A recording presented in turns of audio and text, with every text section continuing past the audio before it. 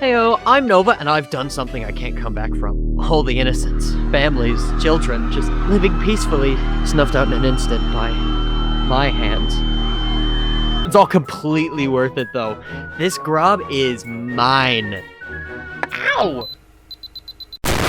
Journey to the Savage Planet. This game literally changed me as a person, maybe not in the best ways. Something so artsy that everything looks like an alien landscape with no repeating views. Something so funny that I've never seen anyone be annoyed that it talks constantly. So good at its gameplay loop that every video I've ever seen of someone playing it breaks down laughing, just destroying things. So atmospheric that it never fails to instill in you that you are completely and utterly alone.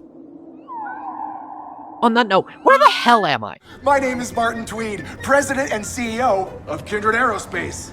Thank you for joining the Pioneer program. So, you're stuck here, on a planet with no contact with the outside world, no breathable air, and is that a giant tower in the sky? All you have to your name is some grog and your 2 hands. Normally, you would go out and search for some materials, maybe get some wood, scavenge around for tools, or would you like to go kick some round birds and use their insides for a gun? Let's do that second option. Yeah, don't expect this game to be traditional, you rectangle. You're here with the sole intent to get back home. Clearly, something has destroyed the landscape here before, so why let whatever built that tower have all the fun? You have a 3D printer that can use biomaterials, so the world is your oyster. The wildlife here is strange. You think it would detract, but every little bit of this game adds to its scenery. Nothing looks out of place, from the floating jellyfish to the massive purple thing.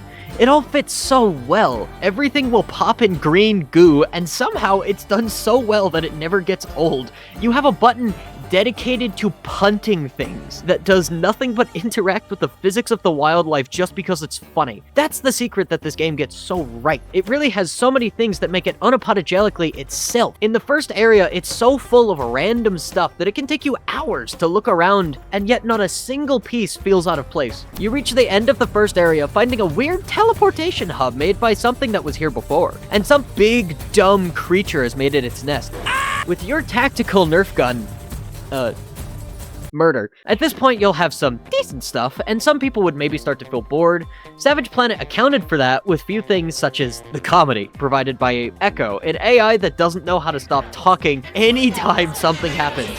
And oh my gosh, they did it so right. She isn't helpful. They're drugs, but good drugs. For healing, not fun. And she doesn't feel like a companion. Just remember you did your best. It wasn't very good, but it was your best. She was put here to do nothing but lighten the mood and keep you in place at the company that shot you here. I made a clone of you that shares your memories.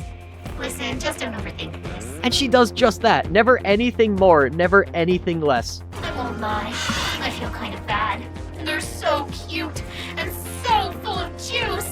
And she's the best. When you've fulfilled your anarchist pleasures on the landscape and found your way out of the bizarre crash site, you'll never guess what you're met with. More game! But now the world is laid out in a completely different style, while still feeling the same. There is no end to things you're able to craft or just to pick up and use as weapons by carrying out your manifest destiny. There are some new annoyances here, though. Welcome to the Floop Snoot Nest! This area is at the end of a huge expanse that I'm skipping over because you should play it for yourself. These little thorns are really the only thing I feel like that are a hit or miss in this game. They teleport around, wait a few seconds, and lick you from a distance. They can be annoying, sure, but oh my... Yeah, they took the worst enemy and did this to it. It's a really good boss fight, though. Clever use of mechanics this game has been teaching you, sound cues you should hopefully be familiar with now, all stitched together for a very intimidating and pretty cool boss, honestly. Finally. Act 3, home stretch, last of the bunch, and it seems to have a decent amount... The heck is that? By now this large tower has started to get into your head. Constant, loud, ominous noises, weird transmissions, strange puzzles all over the place. You just gotta know what's inside. So naturally, you acquire the power of Taser. Do some exploring of your newfound power and make your way inside. It's alive. You don't know how or why, but it's definitely alive. Bulging wads of pus on flesh oozing from walls. Rumbles of something feeling every step you take. One note.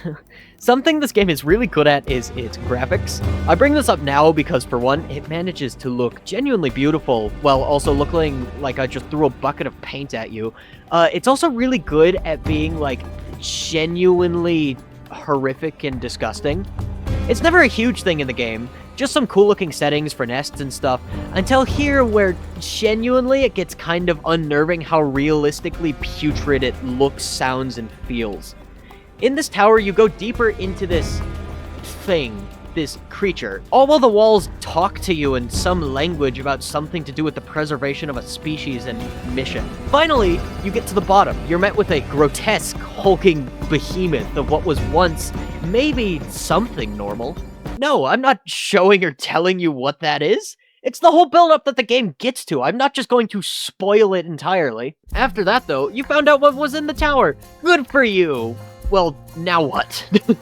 Your ship is still smashed into a waffle, you have no fuel, and probably no navigation system either. But Ekko said there was something possible about having fuel sources around. Let's try and get you back home where you can always be covered in sand, little buddy. This game achieves something I've rarely seen done in a game. Heck, never really seen done, to be honest. It gets you invested in a story you basically build for yourself, with no actual serious dialogue, no real incentive to do anything other than a bald guy who doesn't even know where you are, no real reward for completing quests, nothing. All it had to do was be itself, and you got lost in it. Every game people point out to do something like this always has a true overarching story, some motivation.